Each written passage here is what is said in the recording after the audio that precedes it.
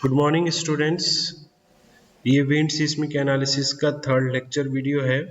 Last lecture video में हमने जो है डिस्कस किया था about vertical and lateral load resisting elements के बारे में, जहां हमने देखा था कि कौन कौन से एलिमेंट होते हैं जो स्ट्रक्चर में वर्टिकल एंड लेटरल लोड को डिस्ट्रीब्यूट करते हैं। जैसे हॉरिजॉन्टल एलिमेंट का काम क्या होता है कि वो लेटरल लोड को कलेक्ट करता है, वर्टिकल एलिमेंट को ट्रांसफर करता है और वर्टिकल एलिमेंट जो है उसको फाउंडेशन में ले जाता है।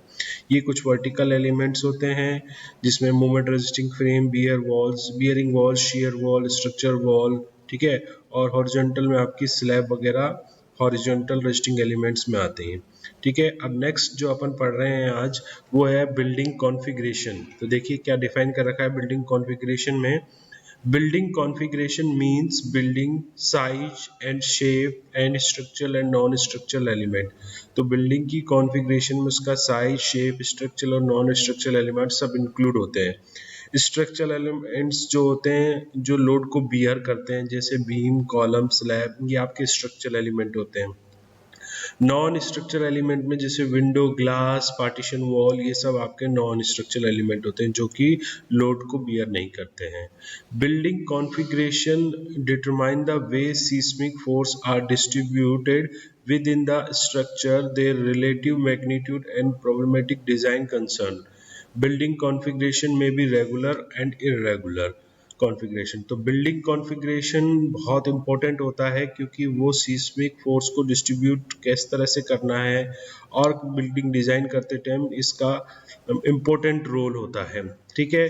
तो अगर आपकी इरेगुलर बिल्डिंग होगी, इरेगुलर बिल्डिंग कॉन्फ़िगरेशन जैसे T shape, L shape, U shape, ये आपकी इरेगुलर बिल्डिंग कॉन्फ़िगरेशन में आती है।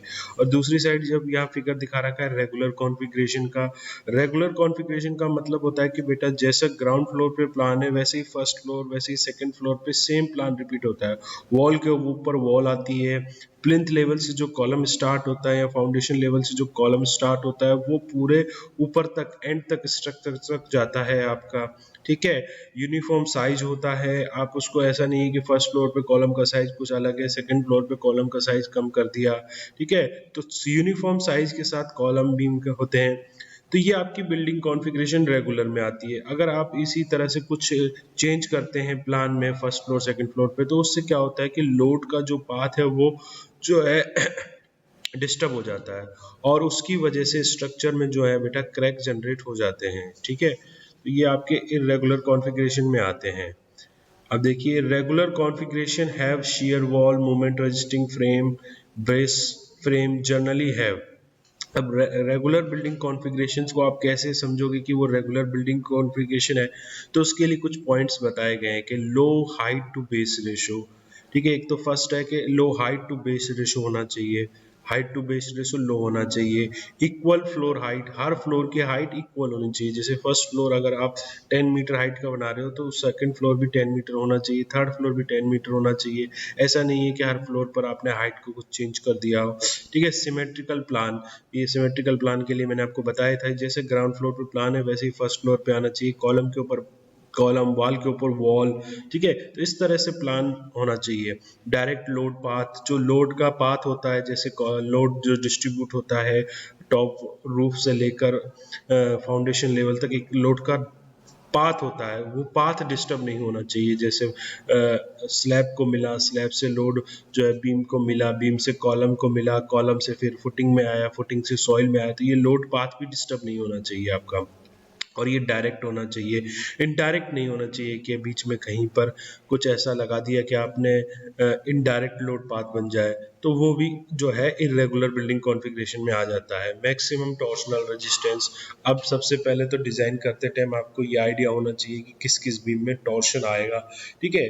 तो टॉर्शन, जिस बीम में टॉर्शन आ रहा है तो उसको आपको टॉर्शन के लिए भी डिज़ाइन करना पड़ेगा, उसमें टॉर्शन के लिए जो रेनफोर्समेंट आ रहा है उसकी कैलकुलेशन करनी पड़ेगी, ठीक है। उसमें वर्टिकल रेनफोर्समेंट जो बांधना पड़ेगा तो वो टॉर्शन के लिए बांधना पड़ेगा। ऐसा नहीं है कि आप हर बीम में टॉर्शन आएगा, ये चीज़ें हमने समझी है कि किस बीम में स्ट्रक्चर जो फॉर्म होती है फ्रेम स्ट्रक्चर में किस किस बीम में टॉर्शन आता है, तो उसके लिए उस बीम को टॉर्शन के लिए भी डिज़ाइन करना पड़ेगा, ठीक है। Irregular configuration building are those that differ from regular configuration. Definition and problematic stress concentration and torsion. अब इरेगुलर बिल्डिंग कॉन्फ़िगरेशन कौन सी होती है? सिंपल है, जो रेगुलर बिल्डिंग कॉन्फ़िगरेशन की डेफिनेशन को फॉलो नहीं करें वो इरेगुलर हो जाती है। इरेगुलर में क्या आता है कि स्ट्रेस का कंसंट्रेशन आ जाएगा, टॉर्शन आ जाएगा। स्ट्रेस कंसंट्रेशन का मतलब है कि लोड पाथ में कहीं पर गड़बड़ी हुई तो किसी एक पर्टिकुलर पॉइंट पर लोड ट्रांसफर नहीं हो रहा तो वहां पर एक स्ट्रेस कंसंट्रेशन आ जाती है। ठीक है, अब कुछ टाइप ऑफ इरेगुलरिटीज होती हैं कि कौन कौन सी इरेगुलरिटीज होती हैं किसी स्ट्रक्चर को बनाते टाइम। अब ये इरेगुलरिटीज भी दो टाइप से होती हैं, एक वर्टिकल इरेगुलरिटीज होती है, एक प्लान इरेगुलरिटीज होती हैं। ये वर्टिकल इरेगुलरिटीज के बारे में बता रखा है फर्स्ट में कि वर्टिकल इरेगुलरिटी में फैला है टॉर्शनल इरेगुलरिटी। टॉर्शनल इरेगुलरिटी मैंने आपको समझाया कि आपको कंफर्म होना चाहिए कि किस बीम में टॉर्शन आ रहा है, उसके लिए उस बीम में टॉर्शन के लिए एक्स्ट्रा जो रेनफोर्समेंट आता है उसको प्रोवाइड कराना है। ठीक है, अगर आप ऐसा नहीं कर पाए या नहीं समझ पाए डिजाइन में कि इस बीम में टॉर्शन आएगा इसमें नहीं आएगा तो फिर वो टॉर्शन की इरेगुलरिटीज में आ जाता है। फिर री एंट्रेड कॉर्नर, मतलब कि मकान में जब आप कोई भी बिल्डिंग बना रहे हो तो उसमें चारों कॉर्नर प्रॉपर आने चाहिए। ऐसा नहीं है कि कहीं पर 3 कोने आ रहे हैं तो फिर वहां पर स्ट्रेस को कंसंट्रेशन की प्रॉब्लम हो सकती है। ठीक है, डायफ्राम डिसकंटिन्यूटी, मतलब स्लैब जो है अच्छे से कॉलम के साथ और बीम के साथ कनेक्टिविटी नहीं है स्लैब की तो वो डायफ्राम डिसकंटिन्यूटी आ जाती है। Out of plan offset, offset में गड़बड़ी हो जाती है प्लान ऑफसेट में। ठीक है, नॉन पैरेलल सिस्टम यूज कर लिए आपने। ठीक है, तो ये प्लान इरेगुलरिटीज में आते हैं। ऐसे वर्टिकल इरेगुलरिटीज में क्या है? वर्टिकल इरेगुलरिटी देखो, वर्टिकली जब बिल्डिंग को बढ़ाते हैं तो कोई ना कोई स्टोरे आपने अगर सॉफ्ट छोड़ दिया या फिर कोई कॉलम वीक रह गया तो वो जो कॉलम वीक रह गया तो उसका उसमें जो स्टोरे है वो स्टोरे वीक होगा तो अर्थक्वेक के टाइम पे क्या है वो कॉलम वहां से फेल हो सकता है। तो ये वर्टिकल इरेगुलरिटीज में आता है। मास की इरेगुलरिटीज आपने छोड़ दी या फिर जियोमेट्रिकल इरेगुलरिटीज हो गई कि कॉलम का साइज नीचे कुछ है ऊपर कुछ है तो ये जियोमेट्रिकल इरेगुलरिटीज आ गया। डिसकंटिन्यूटी कैपेसिटी, तो कोई लोड कैरिंग कैपेसिटी में डिसकंटिन्यूटी आ गई, ये सब जो है आपकी वर्टिकल इरेगुलरिटीज में आती है। ठीक है, नेक्स्ट जो अपन टॉपिक आप ले रहे हैं इसके बाद वो है आपका ट्यूब स्ट्रक्चर। देखिए, tube structure is a very important. इनको अपन जनरली यूज करते हैं हाई राइज बिल्डिंग कंस्ट्रक्शन में। जब बिल्डिंग की हाइट 30-40 स्टोरेज से ज़्यादा हो जाती है तो वहाँ पर मॉडर्न कंस्ट्रक्शन में ट्यूब स्ट्रक्चर यूज किए जाते हैं। देखिए इनकी डेफिनेशन क्या कहती है कि the tube is the system where in order to resist lateral load wind seismic of a building is designed to act like a hollow cylinder cantilever perpendicular to the ground. This system can be constructed using steel, concrete or composite construction. तो ये particularly जो है high rise building construction में use होता है क्योंकि high rise building construction में क्या होता है जैसे जैसे हाइट बढ़ती जाती है आपका विंड का और अर्थक्वेक का इफेक्ट बढ़ता जाता है।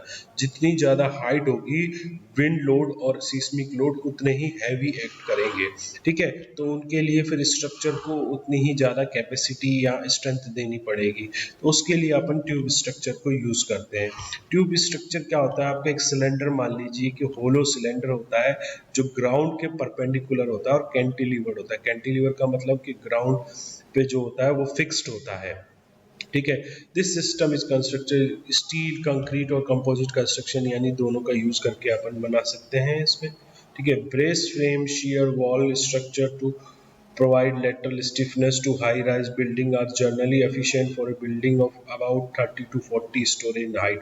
अब देखो आप कहोगे कि सर अपन आप भी करते आए तो अपन जो कंस्ट्रक्शन करते आए उसमें ब्रेस फ्रेम जो बीम कॉलम सिस्टम है या शियर वॉल है ये जनरली एफिशिएंट होते हैं बेटा 30 से 40 स्टोरी की हाइट तक।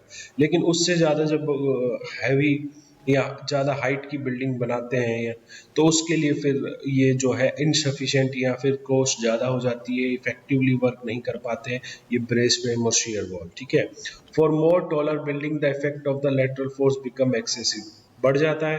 जैसे 30-40 स्टोरी से ज़्यादा हाइट पर क्या होगा कि आपका ये लेटरल लोड बहुत ज़्यादा हैवी हो जाता है और उस केस में ये brace frame shear wall construction काम नहीं आता। ठीक है, बेसिकली ये tube structure is one where the exterior part of the frame building are rigidly connected, है ना। अब इसमें क्या होता है कि आपका एक्सटीरियर पार्ट जो बाहर बाहर का जो कॉलम वगैरह होते हैं वो रिजिडली आपस में कनेक्टेड होते हैं, कॉलम बीम वगैरह। ठीक है, अब देखिए various forms of the tube structure are following, बहुत सारे तरह के अपन फ्रेम स्ट्रक्चर यूज करते हैं, ठीक है। उसमें से कुछ फ्रेम स्ट्रक्चर के बारे में यहाँ पर बताया गया है। सबसे पहला है फ्रेम ट्यूब, दूसरा है ट्रस ट्यूब, तीसरा है ट्यूब इन ट्यूब, चौथा है बंडल ट्यूब। ये ट्यूब स्ट्रक्चर हैं जो जनरली मॉडर्न कंस्ट्रक्शन में हाई राइज बिल्डिंग में अपन यूज में लेते हैं। उनमें से सबसे पहला है आपका फ्रेम ट्यूब। फ्रेम ट्यूब के बारे में देख लेते हैं।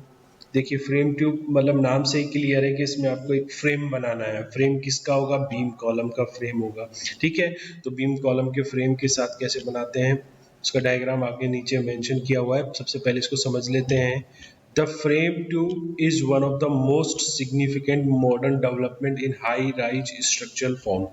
The frame consists of closely spaced column 2 to 4 meter between centers joined by deep girder, है ना। तो हर 2-2 या 4-4 मीटर पर आपकी कॉलम होंगे और कॉलम से डीप गर्डर मतलब डीप बी में कनेक्टेड होंगी। The idea is to create a tube. ये आइडिया क्या है कि इसको आस पास चारों तरफ से बना के जो है क्या बनाना है। The idea is to create a tube type का स्ट्रक्चर बनाना है that will act like a continuous perforated chimney, जो आपने चिमनी देखी होगी उसकी तरह वो एक्ट करे। The lateral resistance of frame tube structure is provide very stiff movement resisting frame that form a tube around the perimeter of the building। इससे क्या होगा कि जब आप इतनी पास पास कॉलम बीम कनेक्ट करके एक स्ट्रक्चर बनाएंगे तो वो एक होलो सिलेंडर की तरह एक्ट करेगा और उसका जो लेटरल रेजिस्टेंस है वो बहुत ज़्यादा हो जाएगा, क्योंकि इन स्टिफ मोमेंट रेजिस्टिंग फ्रेम की वजह से, जो ये बीम कॉलम की वजह से जो मोमेंट रेजिस्टिंग फ्रेम बना है वो पास पास और एक क्लोजली स्पेस होने से स्टिफ हो जाएगा और उसकी जो लोड कैरिंग कैपेसिटी है वो बढ़ जाएगी। The gravity load is shared by the tube and the interior column। और जो ग्रेविटी लोड होता है वो तो ऊपर लेटरल लोड की बात की, उसके बाद जो डेड लोड लाइव लोड आता है the gravity load is share by the tube and interior column. जो स्ट्रक्चर के अंदर के इंटीरियर कॉलम होंगे, है ना, और जो ये कंप्लीट ट्यूब स्ट्रक्चर होगा वो ग्रेविटी लोड को बियर करेगा। This structural form offers an effective easy constructed structure appropriate for a building having 40 to 100 story। 40 से 100 स्टोरी तक की हाइट के लिए कंस्ट्रक्शन जो है अप्रोप्रिएट या इफेक्टिव माना गया है, ठीक है। ये आपका फ्रेम ट्यूब स्ट्रक्चर का डायग्राम है। ये जो दिख रहे हैं आपको closely space column beam connection है, उससे ये एक होलो सिलेंडर क्रिएट किया गया है वर्टिकली, ठीक है, ग्राउंड के परपेंडिकुलर होगा और इतनी पास पास बीम कॉलम होने से क्या होगा कि ये मूवमेंट की जो स्टिफनेस है वो बढ़ गई इस फ्रेम की, तो ये लेटरल लोड को इजीली आपका कलेक्ट करके ट्रांसफर कर सकेगा और जो वर्टिकल ग्रेविटी लोड है वो आपके फिर जो है इंटीरियर कॉलम और इस ट्यूब के थ्रू ट्रांसफर होंगे। अब इसमें इतने पास पास बीम कॉलम होने से बिल्डिंग में क्या है प्रॉपर ओपनिंग नहीं मिल पाती, ठीक है, ओपनिंग विंडो के लिए तो वो ओपनिंग नहीं मिल पाती। तो उसका सॉल्यूशन अपने निकाला दूसरे टाइप का ट्यूब स्ट्रक्चर निकालकर, ये है ट्रस ट्यूब, ठीक है। अब ट्रस ट्यूब में आप समझते हैं कि ट्रस बीम कॉलम तो क्या होते हैं फ्लेक्चुअल मेंबर होते हैं, यानी ये बेंडिंग मूवमेंट के थ्रू लोड को ट्रांसफर करते हैं, जबकि ट्रस क्या होता है आपका एक्सियल मेंबर होता है, उसमें बेंडिंग मूवमेंट नहीं आता है। वो फिर आपका जो एक्सियल मेंबर एक्सियल जो उसकी एक्सियल लोड ट्रांसफर करता है, जैसे एक्सियल का मतलब होता है टेंशन कंप्रेशन आना, ठीक है, और फ्लेक्सर का मतलब होता है बेंडिंग मूवमेंट आना, ठीक है। तो ट्रस ट्यूब में देखिए the truss tube system represent a classic solution of a tube uniquely suited to the qualities and character of structural steel interconnected all exterior column to form a rigid box।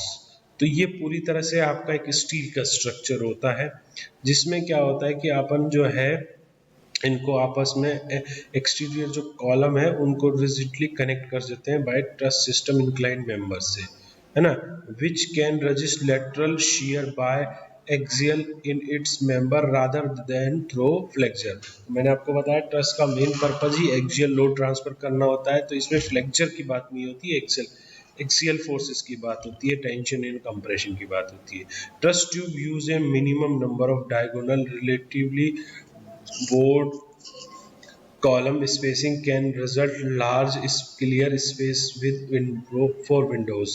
अब इसमें क्या होता है, truss tube जो है उसमें diagonal member use होते हैं। अब डायगोनल मेंबर यूज होने से क्या हो गया कि कॉलम की स्पेसिंग को अपन जो है बढ़ा सकते हैं। तो बढ़ाने से क्या होगा कि अपन को विंडो के लिए स्पेस मिल जाएगा। ठीक है। Advantage of truss tube are that it eliminate the need for the closely spaced column for a frame tube। अब फ्रेम ट्यूब में क्या था कि बिल्कुल पास पास जो है अपन कॉलम को बनाया था। अब उसमें क्या होगा कि डायगोनल मेंबर कनेक्ट करना है, तो अब डायगोनल की लेंथ अपन ज़्यादा रख सकते हैं डायगोनल मेंबर की, तो उसमें क्या होगा, कॉलम की स्पेसिंग बढ़ा दी, तो जो बीच में 2 से 4 मीटर के स्पेस में जो कॉलम आ रहे थे उनकी जो रिक्वायरमेंट है वो एलिमिनेट हो गई। तो उससे क्या होगा कि मोर हम जो है बिल्डिंग में आराम से हवा अच्छे से पास हो पाएगी। ठीक है। और आपका जो है एडिशनल कॉस्ट जो फ्रेम को बनाने के लिए यूज में आ रही थी, मटेरियल यूज में आ रहा था, वो कम हो पाएगी। ठीक है। तो ये इसके ट्रस ट्यूब के एडवांटेजेस हो गए। ठीक है। Also truss tube is an interior and free from structure for resisting wind action. तो इंटीरियर में क्या मतलब, वो आपका लो विंड को ट्रांसफर कर सकता है आराम से, तो इसलिए ये आपका इंटीरियर जो है इसका फ्री होता है विंड एक्शन को रजिस्ट करने के लिए। तो ये आपका बेटा जो है ट्रस ट्यूब स्ट्रक्चर हो गया, और ये आपका फ्रेम ट्यूब स्ट्रक्चर हो गया। बाकी के दो जो है आपके ट्यूब इन ट्यूब और बंडल ट्यूब सिस्टम, ये अपन जो है नेक्स्ट लेक्चर में डिस्कस करेंगे। ठीक है।